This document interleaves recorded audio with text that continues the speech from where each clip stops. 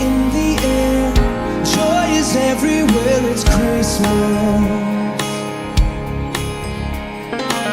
Everything is shining bright. Oh, what a glorious night.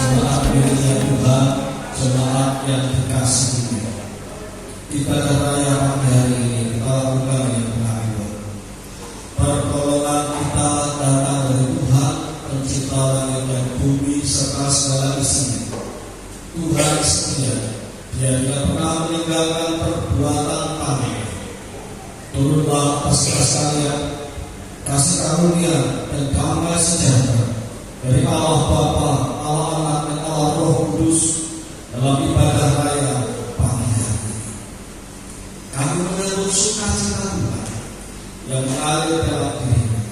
Kami menyambut pimpinan Roh Allah yang boleh membimbing kami dan mengajari kami berjalan dalam terang firman Tuhan. Dan hari ini kami membuka hati kami dan hidup kami untuk kembali ya Tuhan ada dalam ibadah kepada Engkau, ada dalam hadirat-Mu bersama-sama dengan seluruh jemaat. Berkatilah ya Tuhan seluruh jemaat. Nyatakanlah kehendak-Mu dan bila hati kami Engkau buat bersukacita karena kami ada di dalam Engkau, di dalam kasih-Mu. Berkatilah kami semua, seluruh jemaat ini. Berkatilah ibadah ini dari awal sampai akhir. Di dalam nama Tuhan Yesus kami berdoa. Amin. Selamat beribadah. Yesus berkati. Terima kasih.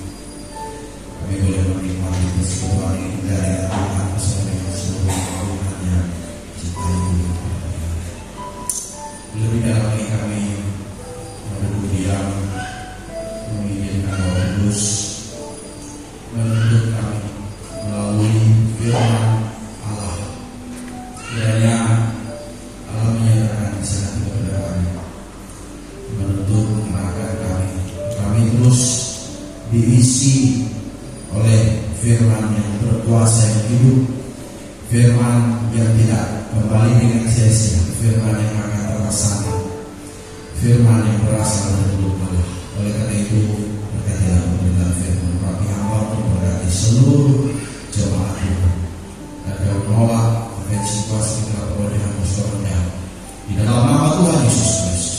Dimuliakan nama Tuhan telah tertunggal dalam nama Yesus. Haleluya, amin. Sekarang dulu Bapak Ibu yang kasih Tuhan dan juga pelayanan Tuhan yang luar biasa, pelayanan Tuhan pada pagi hari ini.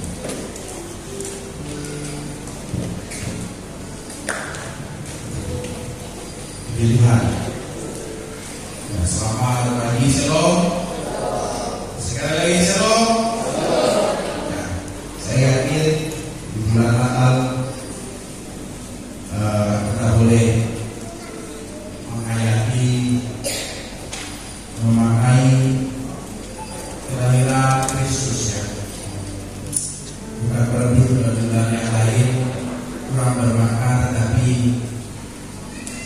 pasti ada sesuatu yang juga menggetarkan hati kita ketika kita ada di bulan Desember dan terutama juga beberapa minggu dan kita juga merayakan Natal 2014 dan akan melaksanakan ibadah Natal dan ibadah syukur Natal. Dan hari ini juga masih dalam minggu untuk kita boleh melihat tentang Kristus Sang Raja Juru Selamat dalam hidup kita. Mari kita kembali dalam Matius sebagaimana tema yang sudah diberikan dengan tema yaitu melihat bintangnya, melihat anak itu bersama Maria ibunya. Baik, mari kita perhatikan di dalam Matius pasal yang kedua. Saya bacakan, nanti Bapak Ibu boleh menyimakkan mulai dari ayat 1 sampai ayat 11 dalam terjemahan baru sampai ayat 12 ya, edisi yang kedua. Kita boleh melihat di dalam terjemahan baru edisi yang pertama. Orang-orang Majus dari timur, demikianlah firman Tuhan. Mari kita perhatikan. Sesudah Yesus dilahirkan di Betlehem di tanah Yudea pada zaman Raja Herodes, datanglah orang-orang Majus dari timur ke Yerusalem dan bertanya-tanya, di manakah dia raja orang Yahudi yang baru dilahirkan itu? Kami telah melihat bintangnya di timur dan kami datang untuk menyembahnya. Ketika Raja Herodes mendengar hal itu, terkejutlah ia beserta seluruh Yerusalem. Lalu dikumpulkannya semua imam kepala dan ahli Taurat bangsa Yahudi, kemudian dimintanya keterangan dari mereka di mana Mesias akan dilahirkan. Mereka berkata kepadanya, di Betlehem di tanah Yudea, karena demikianlah ada tertulis dalam kitab Nabi. Dan engkau Betlehem tanah Yehuda, engkau sekali-kali bukanlah yang terkecil di antara para pemimpin Yehuda, karena dari engkaulah akan bangkit seorang pemimpin yang akan menggembalakan umat bangsa. Ayat 7. Lalu dengan diam-diam Herodes memanggil orang-orang Majus itu dan dengan teliti bertanya kepada mereka kapan bintang itu tampak. Kemudian dia menyuruh mereka ke Betlehem, katanya, pergi dan carilah anak itu dengan teliti, dan segera sesudah kamu menemukan dia, kabarkanlah kepadaku supaya aku pun datang menyembahnya. Setelah mendengar kata-kata raja itu berangkatlah mereka. Lihatlah bintang yang mereka lihat di timur itu mendahului mereka hingga tiba dan berhenti di atas tempat anak itu berada. Ayat 10. Ketika melihat bintang itu mereka sangat bersukacita. Mereka masuk ke dalam rumah itu dan melihat anak itu bersama Maria ibunya, lalu sujud menyembahnya.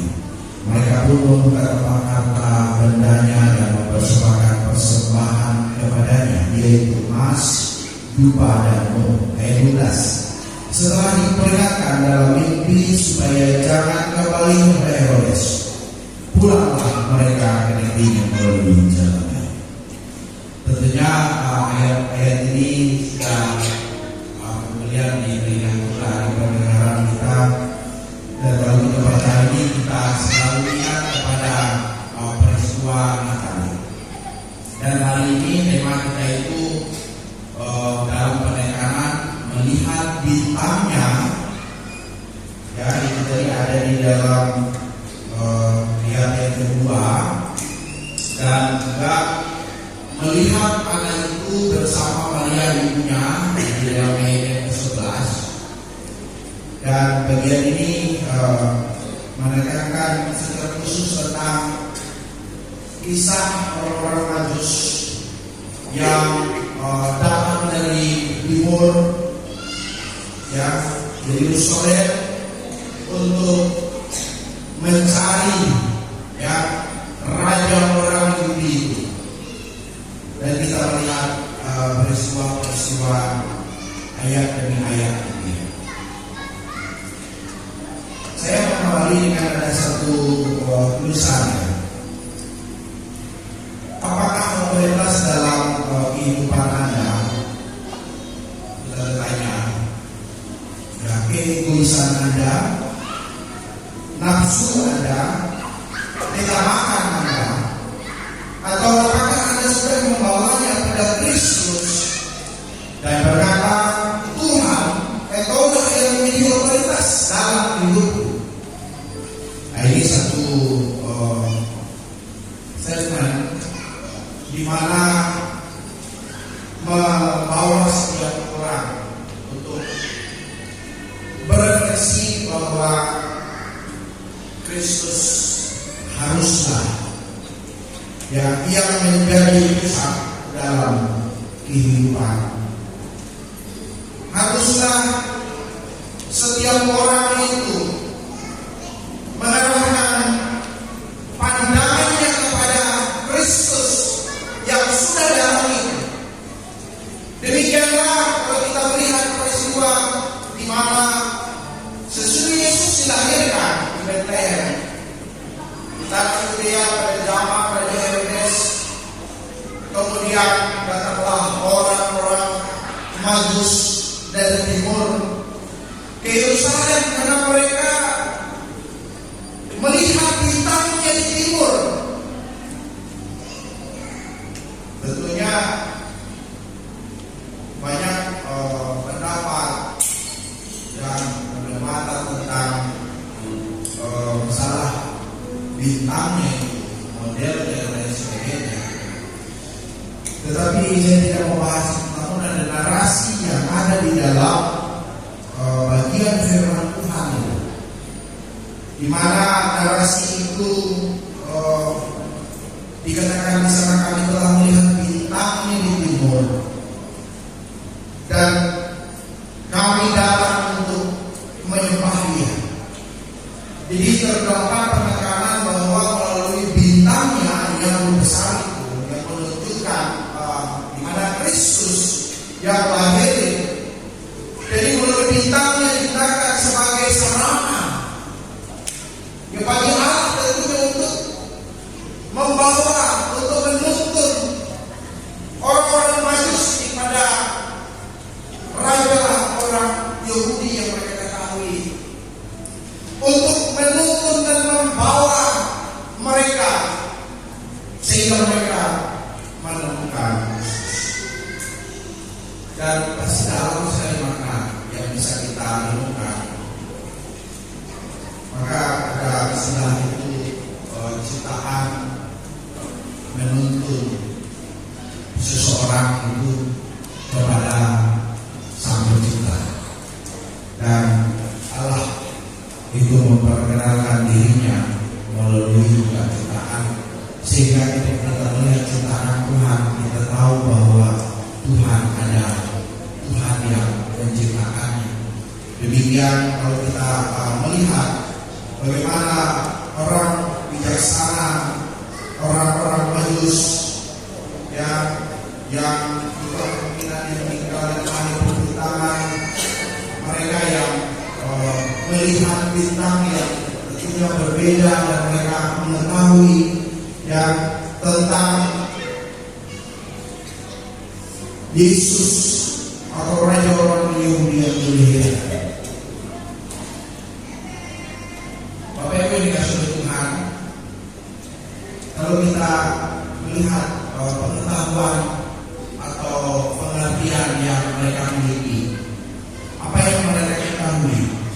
itu menuntun mereka untuk mereka datang kepada Allah, ya, untuk mereka datang kepada Kristus. Demikian juga sebenarnya seharusnya pengetahuan seseorang atau pengertian seseorang atau kepintaran seseorang atau kecerdasan seseorang justru seharusnya membawa orang tersebut untuk mencari Tuhan. Untuk apa? Untuk memuliakan nama Tuhan. Apa yang ada pada kita, apa yang Tuhan anugerahkan pada kita, biarlah itu membawa kita untuk berefleksi, kita semakin dekat dengan Tuhan dan memuliakan nama Tuhan. Jangan sampai kehebatan yang kepintaran dan sebagainya membuat kita menjauh dari itu. Pada pagi hari ini kita melihat ada respon dari sikap orang Majus yang melihat bintangnya ini, ya, melihat anak itu Yesus, ya. Jadi bukan diterjemahkan bayi di situ, karena anak itu bersama dengan Maria ibunya, ya, di rumah di mana mereka berada pada waktu itu, ya. Jadi kita melihat setelah dia melihat bintangnya dari timur, mereka bertanya-tanya di manakah dia. Bagi orang Yahudi yang baru dilahirkan itu, mereka datang untuk menyembahnya. Jadi ada satu respon yang luar biasa ketika mereka melihat bintangnya, melihat anak itu bersama Maria itu. Jadi saya rangkum dalam beberapa bagian. Jadi di sini ada sikap dan tindakan, yaitu mereka bertanya-tanya untuk mencari tahu, mencari informasi, ada kerinduan untuk datang serta kerinduan untuk menyembah karena menghormati yang sosok yang mereka percaya itu adalah raja orang Yahudi yang baru dilahirkan. Jadi bagaimana mereka bertanya-tanya, menanyakan untuk mencari tahu, ya. Mereka tidak diam, tetapi mereka berusaha. Ada satu kerinduan untuk datang.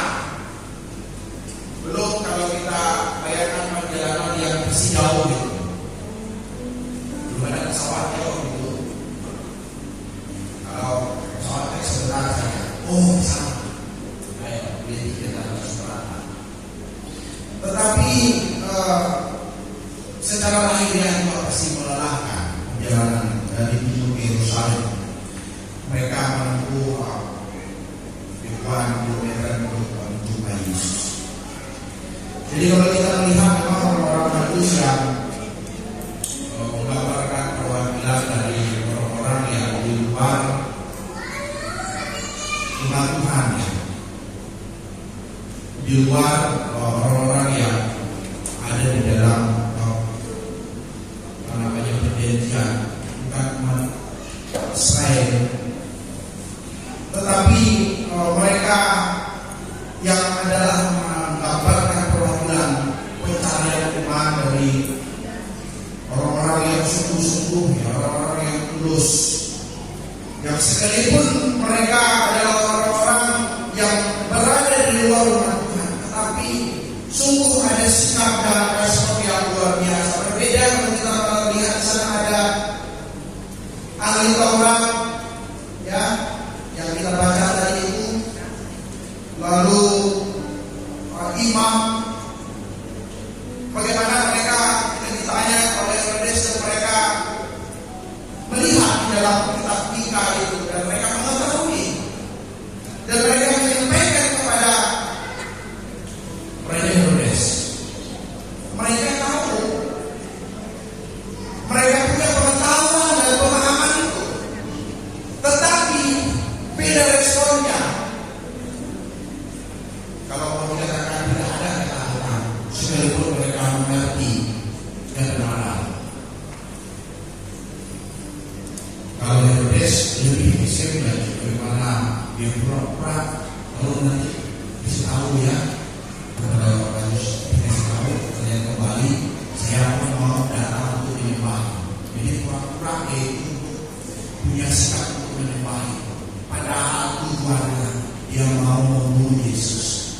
dia mau melakukan hal yang buruk.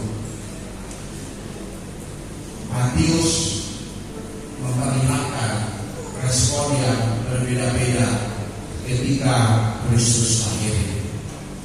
Dan biarlah kita sebagai umat Tuhan bukan menjadi orang yang mengerti kebenaran tetapi tidak melakukan, atau dalam kepura-puraan untuk yang mengekspresikan kekaguman penyembahan kepada Tuhan tetapi hanya berpura-pura, tetapi ada niat jahat di dalamnya seperti sikap yang ditunjukkan oleh mereka.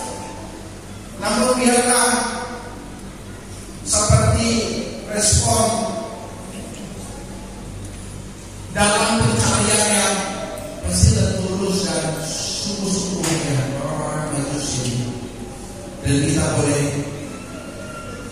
merenungkannya dalam kehidupan kita di bulan Natal ini, untuk kita boleh memiliki respon yang benar dalam menyambut pribadi Kristus. Ada kerinduan di hati kita, ada kesungguhan di hati kita, ada ketulusan di hati kita, ada pengorbanan dalam tindakan yang nyata, bukan hanya sekedar kata-kata tetapi tindakannya. Kita lanjutkan respon dan sikap orang Majus itu. Saya buka menentukannya seluruhnya ya. Setelah pertemuan dengan Herodes, orang Majus dari timur berangkat. Lalu dalam ayat 9, bintang yang mereka lihat di timur itu mendahului mereka hingga tiba dan berhenti di atas tempat anak itu berada. Ketika melihat bintang itu mereka sangat bersukacita. Jadi ini sudah biasa, tetapi melakukannya bagi kita sebagai orang percaya tentunya hal yang harus melekat. Sebagaimana bagian firman Tuhan yang lain untuk kalimat atau kata tentang bersukacita itu berulang-ulang dinyatakan di dalam Alkitab. Kita melihat di sini ada sikap dan respon ketika melihat bintang itu. Bagaimana kalau kita membayangkan pastilah ada kegairahan itu ya, sekalipun jarak yang jauh itu, tapi ketika mereka dituntun oleh bintang itu ya, dan mereka tahu bintang itu menuntun mereka untuk mereka sampai kepada raja orang Yahudi yang mereka pahami. Dan karena di sana bintang yang mereka lihat itu yang membawa respon, yaitu mereka sangat bersukacita. Keadaan mereka itu bukan ketakutan, keadaan mereka itu bukan kegelisahan, bukan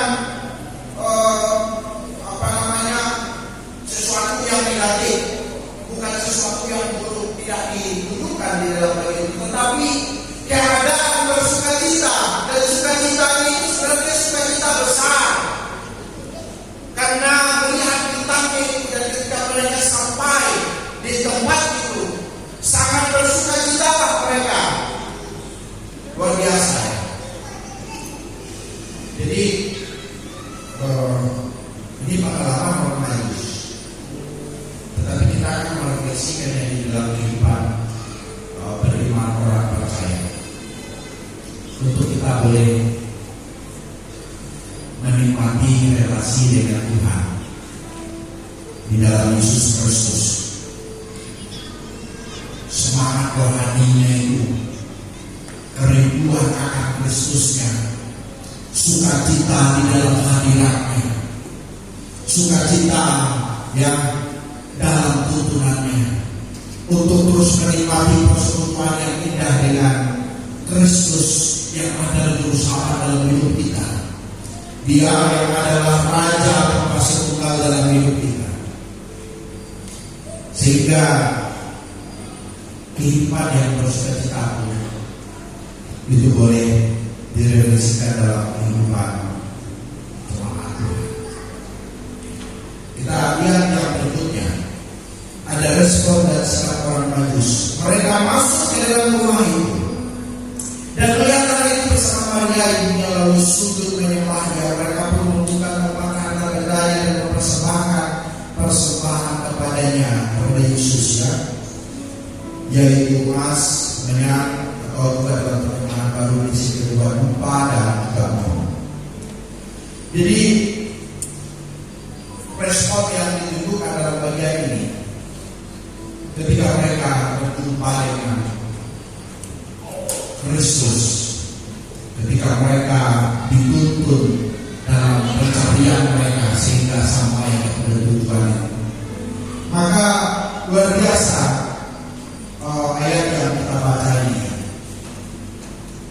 di dalam ayat 11. Lalu sujud menyembahnya, ya, kita bersujud lalu menyembah. Memang di situ juga pakai kata yang sama di dalam proskuneo itu, ya.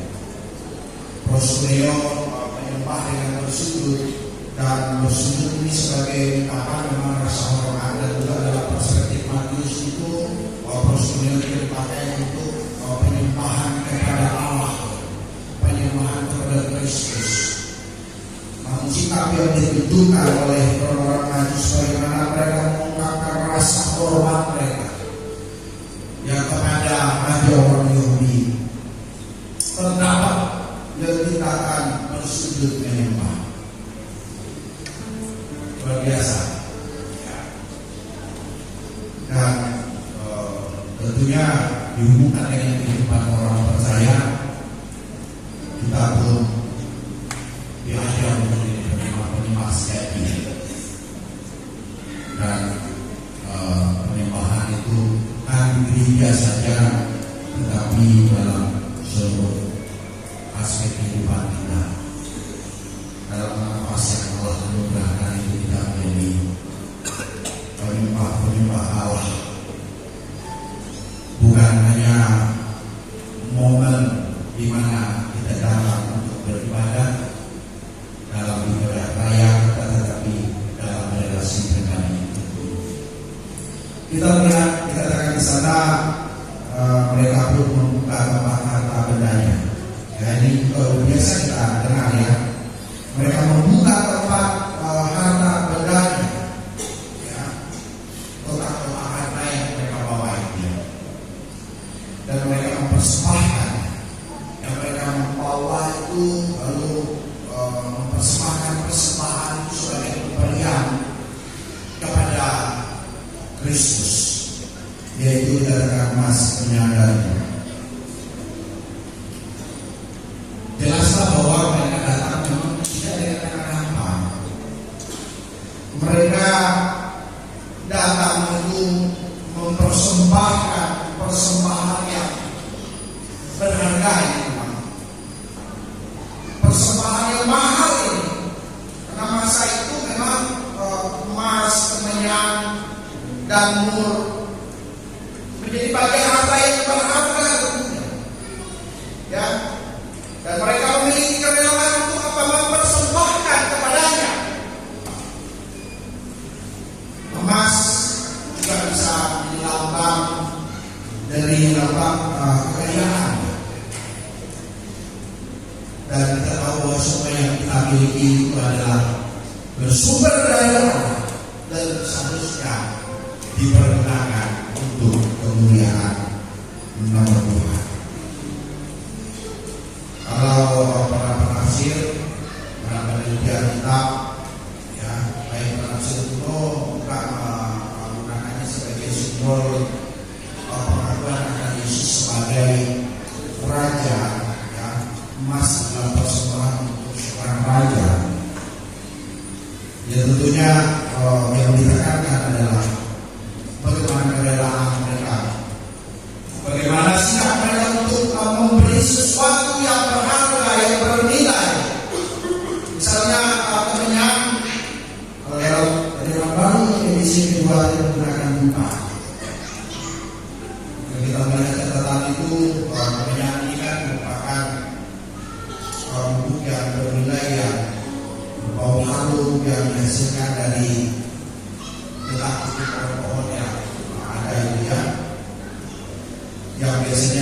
digunakan juga dalam ibadat orang Yahudi.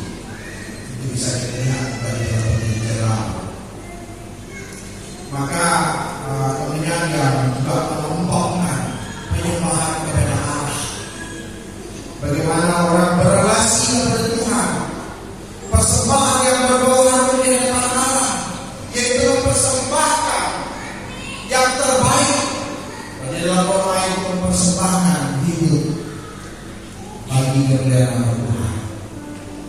Dan biarlah kita merespon kehadiran Kristus dengan sikap untuk kita terus mempersembahkan hidup kita, karena hidup kita adalah milik Dia.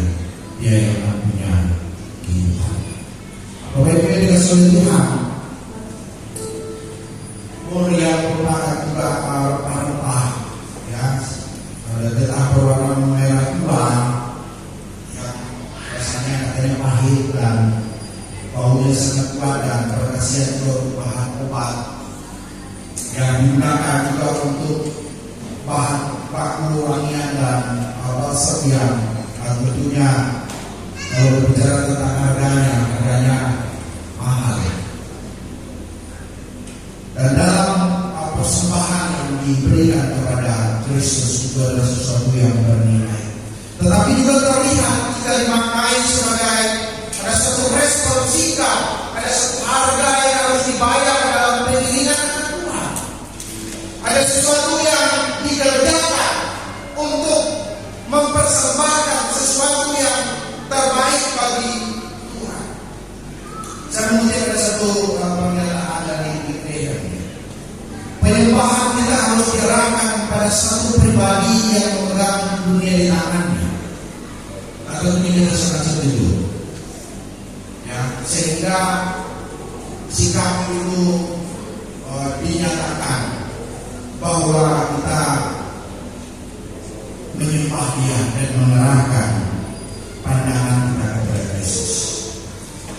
Kemudian kita melihat respon dari sikap orang Majus dalam bagian yang selanjutnya. Sewaktu akan kembali mereka diperingatkan dalam mimpi supaya jangan kembali kepada Herodes. Itu sebabnya mereka pulang ke negerinya melalui jalan lain. Pernah tema Natal untuk beberapa tahun yang lalu ya. Tetapi ini mengingatkan kita kembali. Karena ini bukan berbicara semata-mata tentang arah jalan mereka secara geografis ya. Oh, mereka harus melewati jalan ini. Bukan hanya menunjukkan hal tersebut secara geografis, tetapi memiliki makna bahwa dalam membawa respon dan sikap untuk taat. Ada perubahan arah sesuai dengan apa yang Tuhan mau. Ada perubahan yang pandangan mereka sesuai dengan apa yang dikehendaki oleh Tuhan. Maka dalam bagian ini terdapat sikap dan respon untuk mentaati pesan Allah yang mereka terima pada waktu itu dalam tanda kutip mimpi. Mereka tidak kembali kepada Herodes supaya pulang dan ini mereka melalui jalan lain.